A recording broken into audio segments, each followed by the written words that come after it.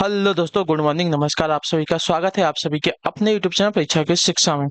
उम्मीद करता हूँ, आशा करता हूँ कि आप सभी जो है स्वस्थ हैं, अपनी तैयारी में मस्त हैं। तो जो भी क्लास में फर्स्ट टाइम आए हैं, पहली बार है, उन सभी को बता दिया जाए कि हमारे चैनल पर जो आपकी बीएड प्रवेश परीक्षा 2025 की जो आपकी तैयारी साथी रेगुलर बेसिस पे करवाई जा रही है। तो जिसे भी तैयारी पूरी करनी है, कंप्लीट करनी है, क्या करेंगे, चैनल को सब्सक्राइब करके हमारे साथ जुड़ जाएंगे साथियों। ठीक है। क्लास का समय इंपॉर्टेंट है। जीके जीएस की सुबह 10 बजे डेली बेसिस पे, रीजनिंग की जो है दोपहर को 1 बजे क्लास आती है, और कला वर्ग की जो है शाम को 4 बजे, और हिंदी की जो है शाम को 7 बजे आपको देखने को मिलती है। तो आप सभी को इसी टाइम पर क्लासेस से जुड़ना है, तैयारी को पूरा कंप्लीट करना है साथियों। ठीक है। नीचे डिस्क्रिप्शन में आप सबको इंस्टाग्राम टेलीग्राम का लिंक मिलेगा, तो आप हमें इंस्टाग्राम को फॉलो कर लेंगे और टेलीग्राम चैनल को जाकर ज्वाइन करेंगे। टेलीग्राम चैनल पर क्या है, डेली बेसिस पे आपको क्लास का अपडेट मिल जाएगा। बाकी जो अपडेट है, जैसे एग्जाम का अपडेट और कुछ भी अपडेट आएगा, तो जो है आपको टेलीग्राम चैनल के माध्यम से मिलेगा। तो आप लोग से टेलीग्राम चैनल को ज्वाइन करके रखिएगा। ठीक है। तो चलिए क्लास स्टार्ट करें बिना किसी देरी के। एक एक क्वेश्चन जो है बहुत ही इंपॉर्टेंट है, आपका एक एक पल जो है बहुत ही इंपॉर्टेंट है। ठीक है। पहला क्वेश्चन आपके सामने दिया गया है। स्टार्ट करने से पहले जिसने अब तक क्लास को लाइक नहीं किया, क्लास को लाइक करेंगे, क्लास को शेयर करेंगे, और जिसने अभी तक देखिए चैनल को सब्सक्राइब नहीं किया, तो वो लोग जो है चैनल को सब्सक्राइब कर लेंगे। ठीक है। चलिए क्लास स्टार्ट करेंगे। निम्न में से कौन सा गलत है, बताइए। कौन सा कथन गलत दिया गया है? राज्यपाल राष्ट्रपति द्वारा नियुक्त किया जाता है, सही कथन है। राष्ट्रपति के प्रसाद पर्यंत जो है राज्यपाल का कार्यकाल रहता है, ये भी सही बात है। राज्यपाल जो है राष्ट्रपति को अपना त्यागपत्र देते सौंपता है, ये भी सही बात है। 35 वर्ष की आयु का व्यक्ति राज्यपाल बन सकता है, गलत बात है। 35 वर्ष 30 वर्ष की नहीं, सॉरी, मैंने क्या बोला था। 30 वर्ष की आयु का व्यक्ति जो है राज्यपाल बन सकता है, गलत बात है। उसकी आयु कम से कम 35 वर्ष होनी चाहिए। ठीक है। राज्यपाल बनने के लिए 35 वर्ष की आयु होनी चाहिए। ठीक है। न कि 30 वर्ष की। अगले क्वेश्चन की तरफ बढ़ेंगे। दूसरा नंबर, ध्यान से देखिएगा, उत्तर दीजिएगा। भारत के केंद्रीय रेल मंत्री को किसकी सलाह पर किसके द्वारा नियुक्त किया जाता है, बताइए। भारत के केंद्रीय रेल मंत्री को जो है किसकी सलाह पर किसके द्वारा नियुक्त किया जाता है, तो आपका राइट आंसर प्रधानमंत्री की सलाह पर राष्ट्रपति के द्वारा नियुक्त किया जाता है। ठीक है। ऑप्शन नंबर जो ये दिया गया आपका राइट आंसर। भारत के केंद्रीय रेल मंत्री को जो है प्रधानमंत्री की सलाह पर राष्ट्रपति के द्वारा नियुक्त किया जाता है। अन्य केंद्रीय मंत्रियों की नियुक्ति भी जो है राष्ट्रपति प्रधानमंत्री की सलाह पर करता है। ठीक है। चलिए अगले क्वेश्चन की तरफ बढ़ेंगे साथियों। तीसरा नंबर प्रश्न है, निम्न में से कौन सी जॉर्डन की राजधानी, बताइए। जॉर्डन की राजधानी कौन सी है, तो आपका राइट आंसर हो जाएगा अम्मान। ठीक है। ऑप्शन नंबर डी आपका करेक्ट हो जाएगा। ठीक है। अम्मान जो है जॉर्डन की राजधानी है साथियों। क्लियर सभी को यहाँ तक?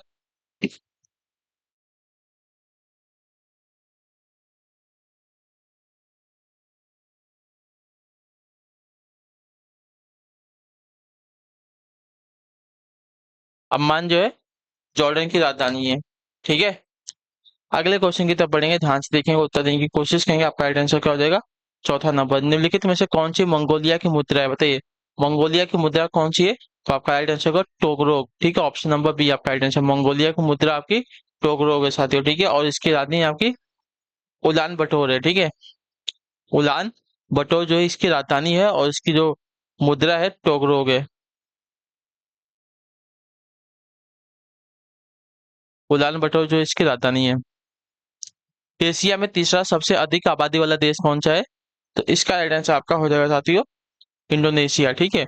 Option number D right answer हो जाएगा। ठीक। एशिया का तीसरा सबसे बड़ा आबादी वाला देश आपका इंडोनेशिया है। ठीक है। एशिया का सबसे बड़ा आबादी वाला देश आपका चीन है, और दूसरे नंबर पर आपका जो है भारत है। ठीक है।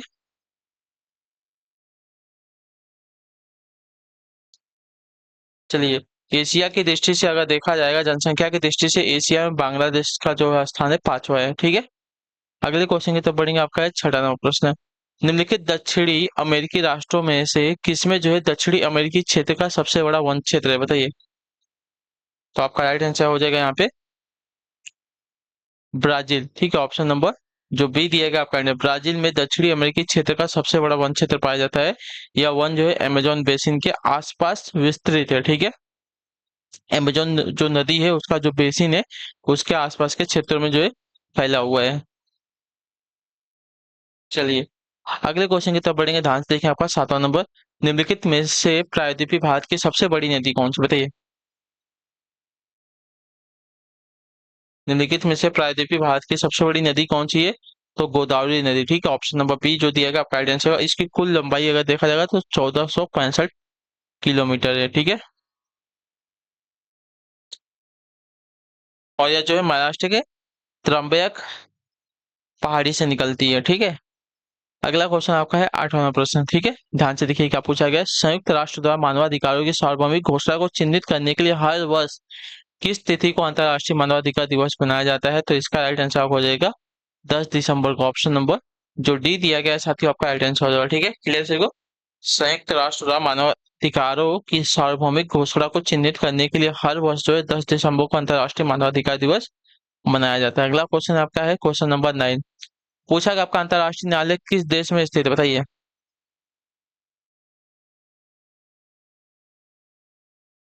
अंतर्राष्ट्रीय न्यायालय जो है किस देश में स्थित है? तो इसका राइट आंसर हो जाएगा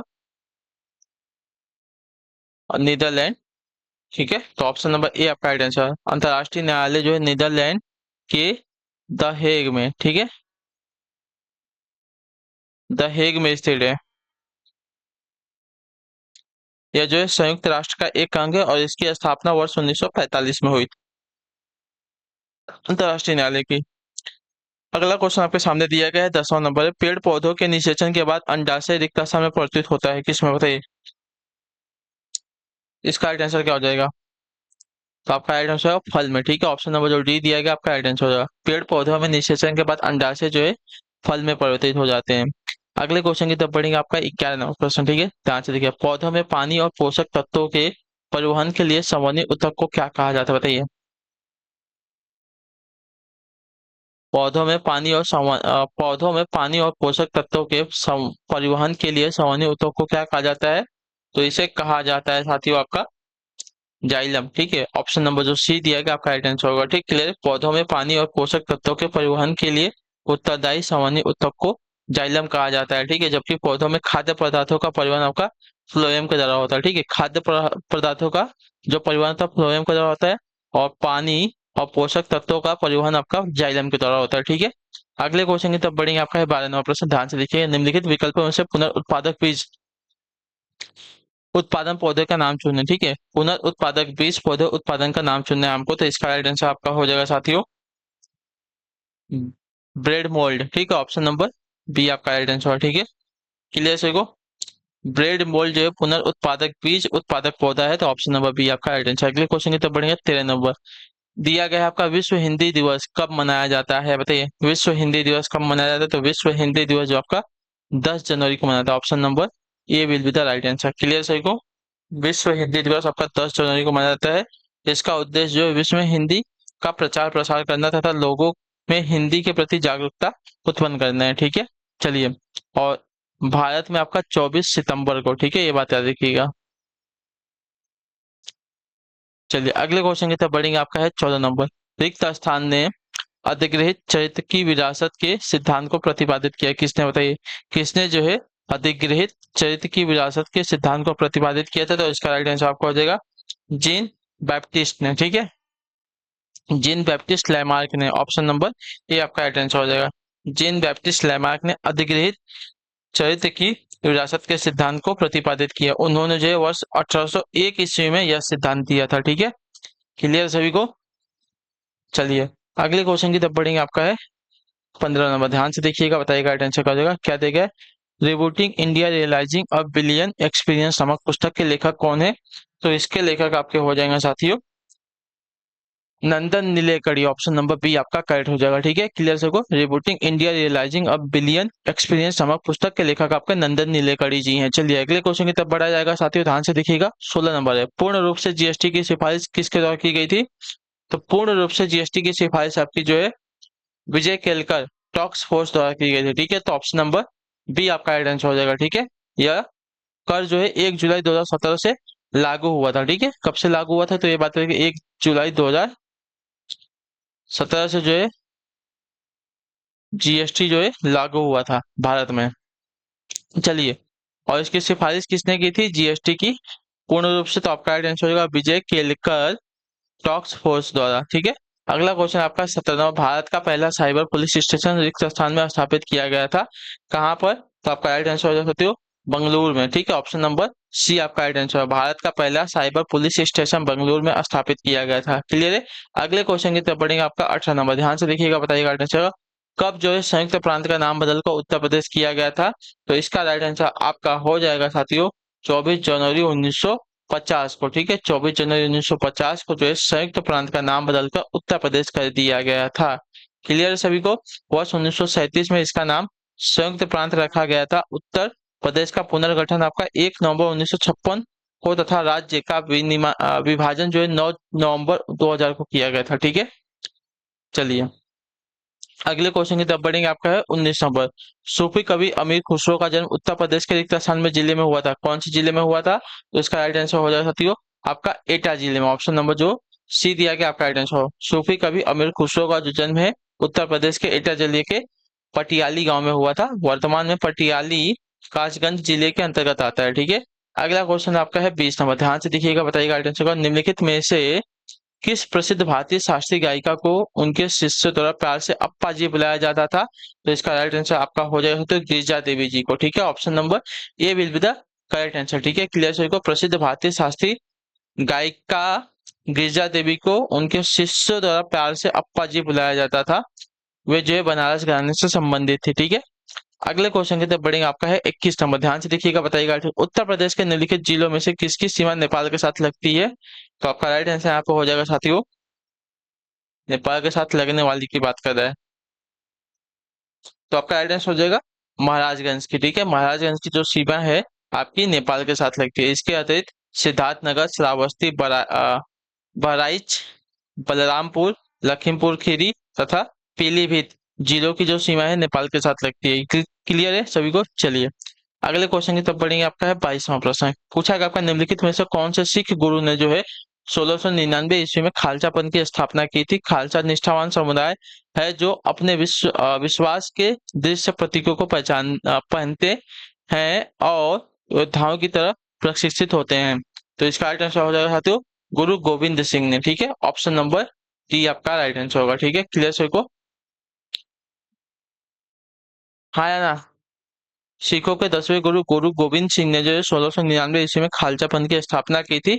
खालसा एक निष्ठावान समुदाय है जो अपने विश्वास के दृश्य प्रतीकों को पहनते हैं तथा योद्धाओं की तरह जो है प्रशिक्षित होते हैं, ठीक है। चलिए अगला क्वेश्चन है आपका 23 नंबर, ध्यान से देखिएगा, उत्तर दीजिएगा।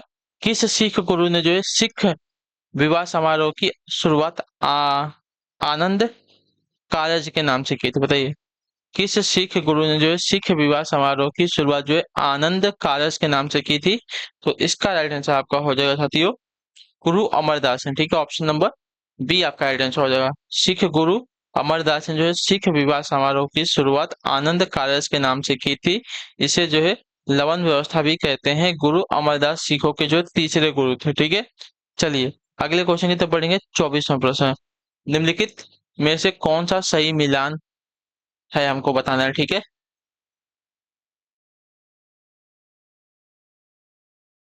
चलिए तो सही मिलान ना, तो सही मिलान आपका जो दिएगा 19 ए, ठीक है। अनुच्छेद 19 ए जो दिया गया भाषण और अभिव्यक्ति की स्वतंत्रता के अधिकार से संबंधित है। तो option number C will be the right answer, ठीक है।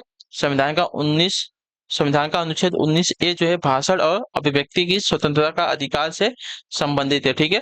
संघ बनाने की स्वतंत्रता आपकी जो है 19 सी में दी गई है, ठीक है। संघ बनाने की जो स्वतंत्रता है आपकी 19 सी में दी गई है, ठीक है।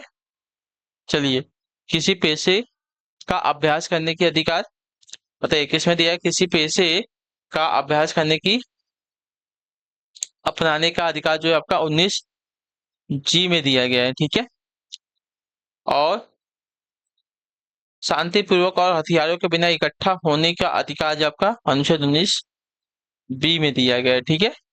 चलिए अगले क्वेश्चन की तरफ बढ़ेंगे, आपका है 25 नंबर। निम्नलिखित में से कौन सा एक राजकोषीय नीति का यंत्र नहीं है?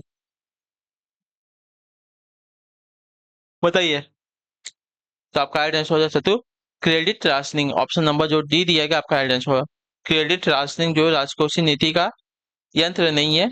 लोक जन यानी कि व्यय, कालाधन, सार्वजनिक ऋण तथा इनाथ प्रबंध से संबंधित नीति को जो राजकोषीय नीति कहा जाता है। क्लियर सभी को इसके बारे में? चलिए, तो इसी के साथ जो आपकी क्लास है आज की यहीं पे कंप्लीट हो गई।